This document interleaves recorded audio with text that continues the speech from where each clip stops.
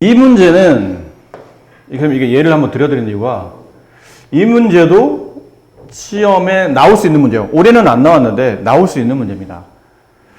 자, 어떻게 풀리는지 한번 볼까요? 일단 이게 이 식을 어떻게 해석하느냐가 관건이에요. AOC의 2배가 COD의 3배와 같다. 누가 더 크다는 뜻이에요? AOC가 더 크다는 뜻이에요. 이 비례만큼. 그러면 이 비례를 알고 싶어가지고 비례식 한번 세워보면 각 AOC와 각 COD는 몇 대 몇일까요? 3대입니다. 이게 맞아요. 2대 3이 아니에요. 그럼 비례식부터 이렇게 곱해지면서 COD에 3이 곱해져야 되고 그 다음은 AOC에 2가 곱해져야 되기 때문에 숫자 잘못 쓰면 2대 3처럼 보이는데 실제로 비례식은 숫자를 약간 거꾸로 배열하셔야 돼요. 지금처럼 3대 2로. 그럼 얘도 그렇겠죠? 각 BOE와 각 EOD의 크기는 3대 2 이렇게 쓰셔야 돼요. 됐습니까? 그럼 이제 표기를 해봅시다. 그러면 AOC 여기가 3일 때 여기는 2의 비율을 갖는다는 뜻이죠. 그렇죠? 그 이쪽도 여기가 3일 때 여기가 2의 비율을 가져요. 근데 그렇게 따지면 이 2와 이 2는 똑같아지잖아. 같은 강이 아닐 수 있다고 그러잖아요. 이럴 때 필요한 게 미지수입니다. 여기다가 내가 뭐 y라고 둔다면 여기도 y가 될 테고 이때부터는 미지수에다가 저기 있는 비례에다가 미지수를 박는 순간부터는 그때부터는 비례가 아니고 값으로 바뀌는 겁니다. 값으로. 여기는 3x, 2x 이제부터는 각이 된 거예요. 값이 된 거예요. 값. 비례가 몇 대 몇이 아닌 그냥 값. 얘는 3x라는 값 어떤 숫자가 있을 거라는 거죠. 자, 그런 표현이기 때문에 이제부터는 이제 평값을 쓰시면 돼요. 이렇게 4개 더하면 5x 더하기 5y가 180이 되고 양변 5로 나누게 되면 x 플러스 y는 36이 되죠. 됐습니까? 그리고 구하는 거 보셔야 돼요. 뭘 구하라고 했냐면 BOE의 크기를 구하는 거죠. BOE는 여기예요. 여기.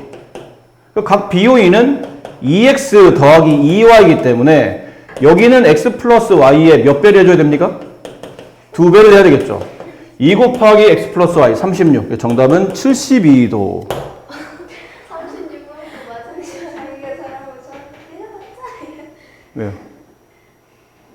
이 문제가 교과서에 거의 없는 내용들이 많아서 굳이 요즘은 예전에는 많이 했었는데 요즘은 굳이 안 하는 경우도 많습니다. 아예 배우질 않기 때문에. 그리고 이제 시대가 별로 요구하는 문제가 아니죠. 예전은 이제 전자 시대가 아니고 조금 아날로그 시대일 때는 어디를 가도 저렇게 시침과 분침과 초침을 가지고 있는 저런 아날로그 시계가 많았죠. 근데 요즘은 저런 시계 잘 못 보잖아요. 물론 보긴 하는데 대부분 다 전자 형태로 되어 있는 경우가 많다 보니까 시대가 가면 갈수록 저런 시계를 보는 것보다는 안 보는 경우가 더 많아져서 요즘은 좀 천천히 수학도 약간 흐름을 쫓아가거든요. 그래서 조금 잘 안 나오는 그런 시대다 보니까 요즘은 애들이 별 관심도 없어요. 저런 거에 대해서. 잘 적용이 안 되는 내용이니까 수학적으로. 그래서 교과서에도 좀 많이 빠지고 있는 상태인데 그래도 우리는 문제가 나왔으니까 한번 봅시다. 아직은 그래도 우리가 저런 시기를 사용하고 있으니까. 뭐 향후 앞으로 뭐 수백 년이 지나면 뭐 수십 년 지나고 수백 년이 지나면 아예 저런 아날로그 시계를 불편하다고 안 쓸 수도 있겠지만 아니면 최소한만 쓰겠지만 아직은 그래도 쓰고 있으니까. 자, 오른쪽 그림 같이 1시 20분을 가리킬 때 시침과 분침이 이루는 각 중에 작은 쪽의 각, 저게 무슨 말이지? 시침과 분침이 이루는 각 중에 작은 쪽이면 시침과 분침이 이루는 각 중에 이쪽도 각이 있는 거잖아요. 이쪽 각이 아니고 여기 작은 쪽 각, 이쪽 각을 구하라는 뜻이에요. 뭐 그런 의미로. 몇 도입니까를 찾는 건데 이거는 지금 느낌상 보면 분침이 회전하는 각도에서 분침의 회전각에서 시침의 회전각을 빼면 요 각도가 나오지 않을까요? 근데 분침과 시침이 회전을 하려면 기준이 있어야 되잖아요. 어디서부터 회전한 겁니까? 찾아야 되잖아요. 보통 이 기준은 어디로 잡나요? 12시 이 12를 기준으로 잡아요. 그래서 이렇게 분침이 회전한 각도 요만큼에서 그다음에 시침이 회전하는 각도 요만큼을 빼면 지금 문제에서 원하는 저 각도가 나온다는 얘기죠. 그러냐면 각각 시침과 분침이 회전하는 각도의 크기를 알아야 되는데 분침은 한 바퀴를 다 돌 때까지 360이잖아요. 분침은 1시간에 360도를 돌지 않습니까?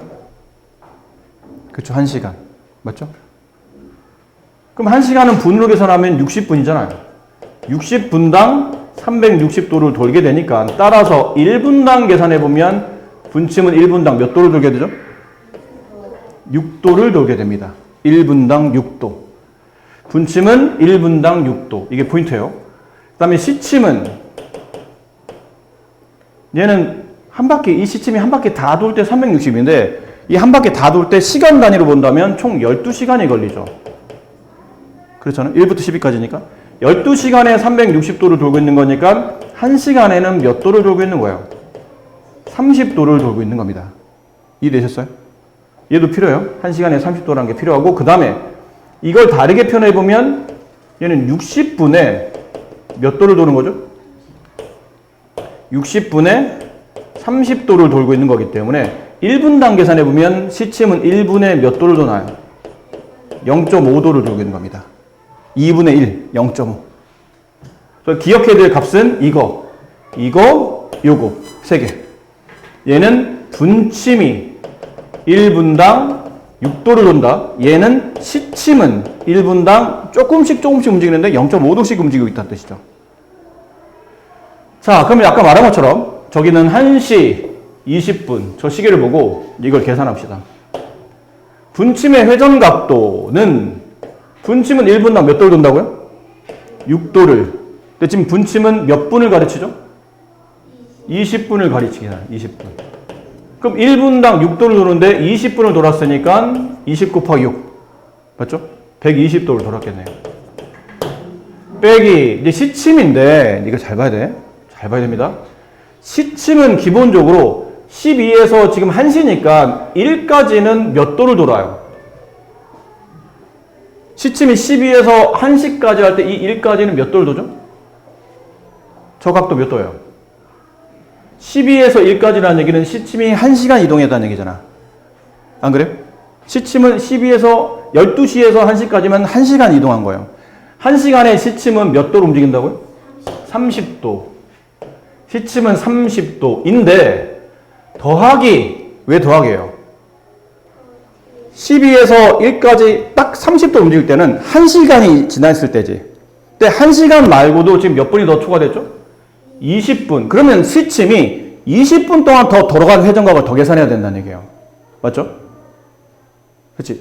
12시부터 1시까지면 딱 1시간이야. 1시간 이동하는 거는 30분이 맞는데 1시간보다 더 많은 1시간 20분이 지금 시간이 나왔기 때문에 그럼 20분 동안 시침이 또 얼마큼 움직이는지 확인해야 된다는 얘기죠. 근데 시침은 20분 동안 몇 도를 도하는지는 따로 계산하지 않습니다. 하지만 1분당 시침 몇 도는 도는지 알고 있나요? 0.5도. 1분당 0.5도를 도는데 얘 몇 분 움직였어요, 시침이? 20분 움직인 겁니다. 이해 안 되신 분? 되셨어요? 그러면 30 플러스 이거는 10이죠? 40. 빼면 80도. 그러니까 시침과 분침이 이루는 회전각은 작은 쪽 각이 80도가 된다. 이해되셨나요? 예전에 여러분 선배들이 교과서에서 이런 문제를 많이 다룰 때 이게 언제 많이 다뤘냐면 한 10년도 넘은 것 같아요. 그때 여러분 선배들은 교과서마다 이 문제들이 많아서 많이 다뤘었거든요. 그런데 그때는 공식도 가르쳐줬어요. 근데 하도 어려워하는 친구들이 많아서 공식. 만약 X분, X시간, XC, Y분에서 시침과 분침이 이루는 각도 중에 작은 쪽의 각을 구하시오. 그러면 공식이 절대값 30X 마이너스 5.5Y. 이게 공식이었어요. 그럼 얘는 집어넣어보면 절대값 30 곱하기 1시 1 빼기 5.5 곱하기 20분 이렇게. 분이 20이었으니까요. 그럼 절대값 30 빼기 10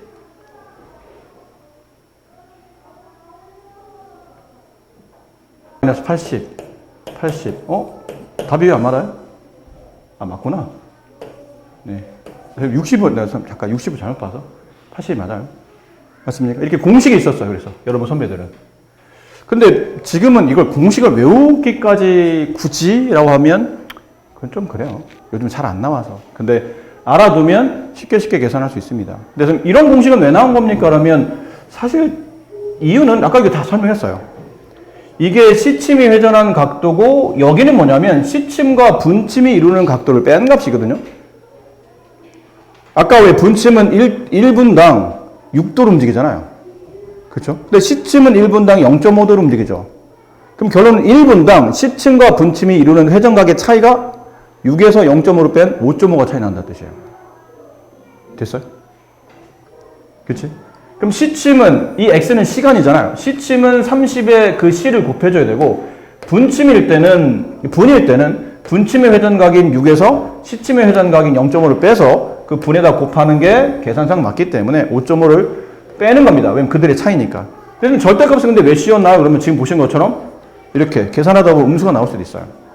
각도에 음수는 없으니까 양수 처리하기 위해서 이렇게 처리한다는 얘기죠. 아셨습니까? 네. 얘기고 이거랑 저거랑. 자, 이런 식으로 이제 그 시계 문제를 계산을 좀 더 편하게 하는 방식이 있었다라는 거. 이제 10번 봅시다. 자, 빠르게 마무리할게요. 10번. 자, 오른쪽 그림 같이 직선이 서로 다섯 개 직선이 한 점에서 만나요. 막국지각의 쌍수는 총 몇 개입니까? 근데 이건 보나마나 답이 5번입니다. 왜죠? 그러면 직선이 지나면서 막국지각의 쌍수를 구하는 거는 공식이 있어요. 뭐가 공식이냐면 직선의 개수가 몇 개죠 지금? 5개. 곱하기 5에서 1을 빼요. 이게 막국지각의 쌍수가 됩니다. 이건 공식이 있어요. 그래서 이거 책에다 써놓으세요. 필요하면. 직선 n개에서 나타나는 막국지각의 쌍수. 뭐 어쨌든 네, 쌍수. 공식은 n 곱하기 n-1 쌍. 이게 답이에요.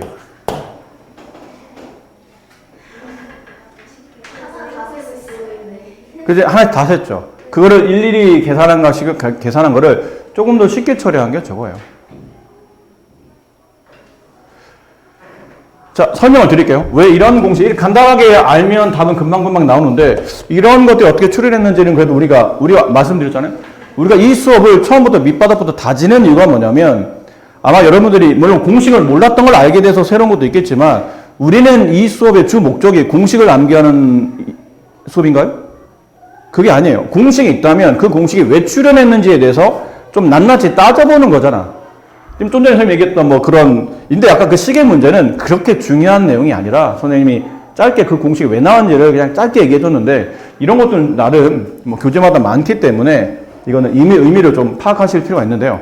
만약에 직선이 두 개가, 그러니까 1번 직선, 2번 직선 이렇게 두 개가 있어요. 직선이 만약 두 개라면 막국지각은 몇 개죠? 두 쌍이 나오죠. 이쪽 위 하나, 이쪽 좌우로 하나. 두 쌍이 나오죠? 두 개. 근데 만약에 직선이 세 개예요, 이렇게. 하나 더 넣었죠. 그럼 막국지각은 잘 봐. 1번과 2번에 대한, 그러니까 이게 세 개지만 실제로 막국지각 이렇게 보겠다는 얘기죠. 1번과 2번 직선에서 만들어지는 막국지각의 쌍수를 세겠다는 얘기예요. 1번과 2번은 막국지각 하게 되면 막국지각 몇 개 나오죠? 두 개가 나오죠. 그렇죠? 항상 위에서 보면 직선 두 개가 만날 때 생기는 막국지 쌍수는 두 개라고 그랬으니까. 그럼 2번과 3번 직선이 만나 생기는 막국지 쌍수도 몇 개예요? 두 개겠죠. 근데 직선이 세 개잖아? 1번, 2번 만나서 막국지가 나올 수도 있고 2번, 3번 나올 수도 있지만 또 누가 남았죠? 3번, 1번 직선이 남았잖아요. 그러니까 3번 이 직선과 1번 이 직선이 지나면서 막국지가 여기, 그 다음에 여기, 그 다음에 여기 이런 느낌으로. 됐어요? 그럼 여기 또 몇 개 나와요? 두 개.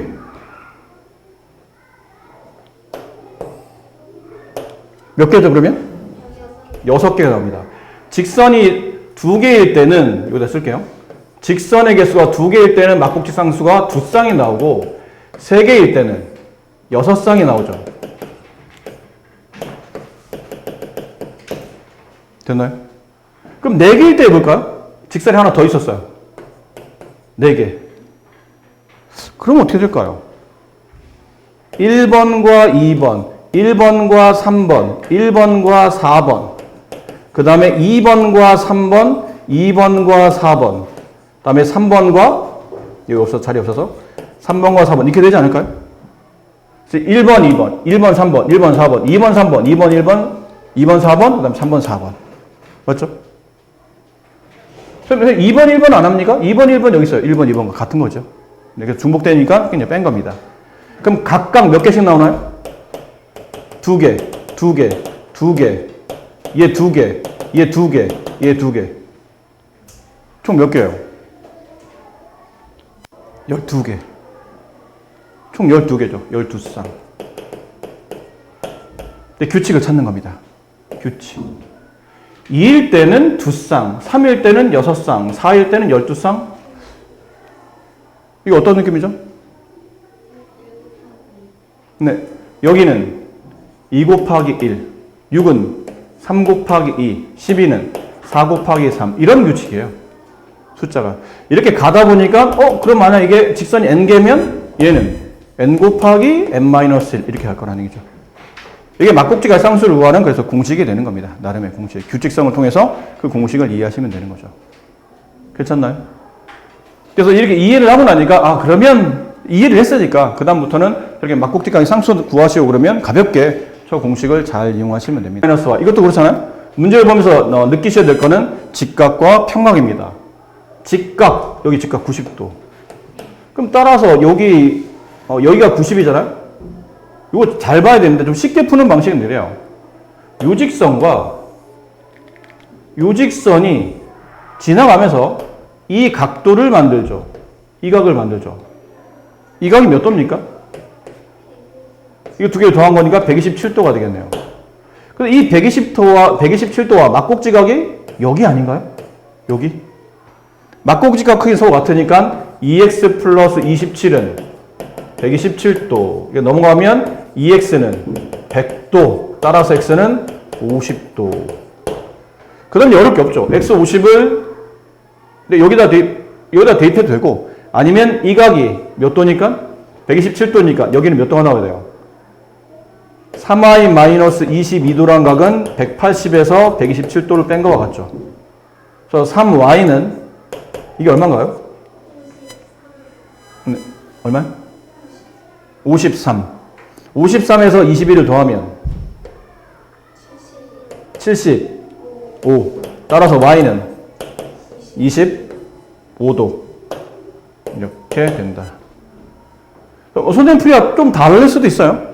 나는 좀 다른 쪽을 봐서 다르게 볼 수도 있으니까 그거는 뭐 크게 상관없지만 중요한 거는 막곡지각의 쌍수, 막곡지각의 표현 이런 것들 좀 잘 이해해 보면 풀이가 좀 다양해진다는 뜻이겠죠. 옳지 않은 것, AB와 AD의 교점, AB와 AD는 직교한다. 맞습니까?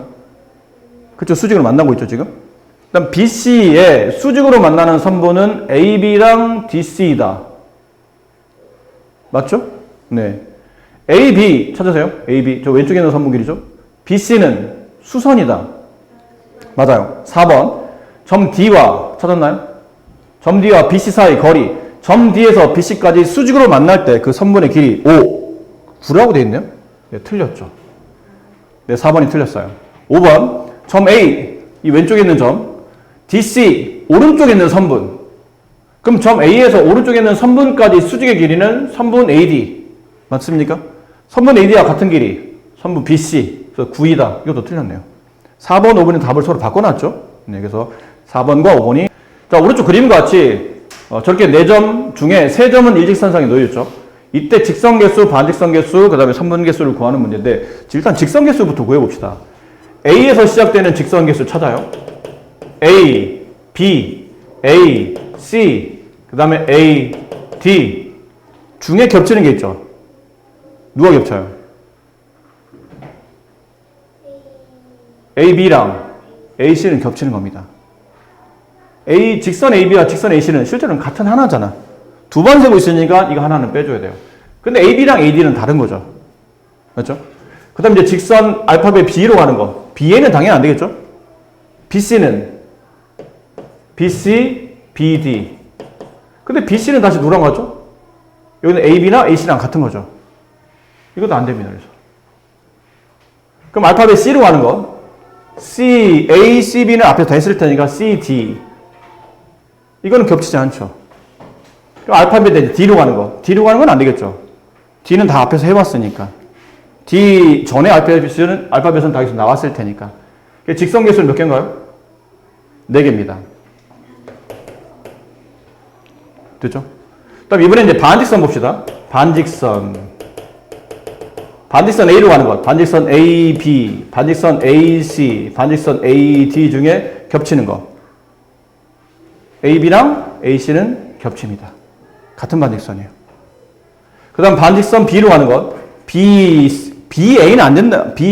반직선은 반대도 해야 되니까. 죄송해요. 반직선은 반대도 해야 됩니다. 앞뒤가 틀리니까. BA, BC, BD 중에 겹치는 게 있어요? 이건 다 틀리죠. 그치? 시작점이 B로 다 동일하지만 방향이 다 틀리거든. 이건 다 다른 거예요. 그럼 반직선 C로 가는 것. CA, CB, CD 중에 겹치는 것. 네, C랑 CB랑 겹쳐요. 이건 빼줘야 되고. 그럼 D로 가는 것. DA, DB, DC 중에 겹치는 것. 이건 다 틀리죠. 네, 방향이 다 틀려요. 이리 가는 것, 이리 가는 것, 이리 가는 것 다 틀리잖아요.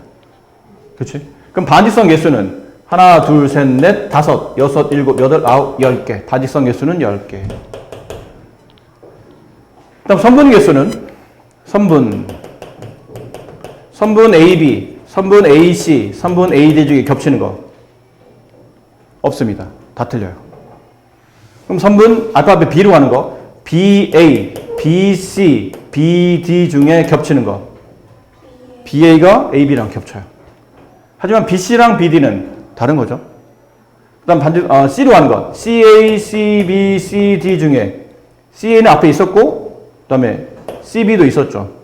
CD는 아직 안 나왔죠. 근데 D는 할 필요 있을까요?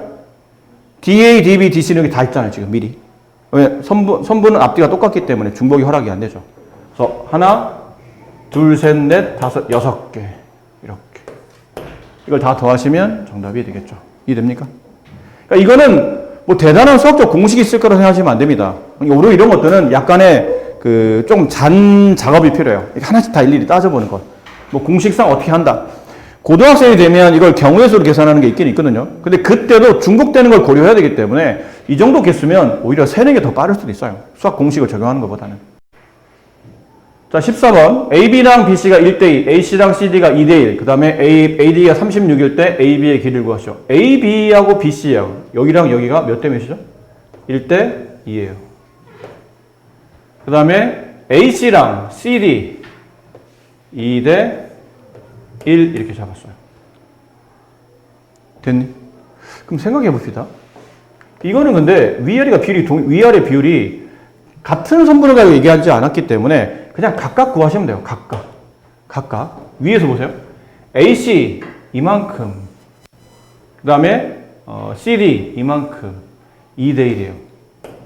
그럼 따라서 선분 AC의 길이는 36의 몇 분의 몇이죠? 3분의 2라고 볼 수 있지 않을까요? 선분 CD의 길이는 36의 3분의 1.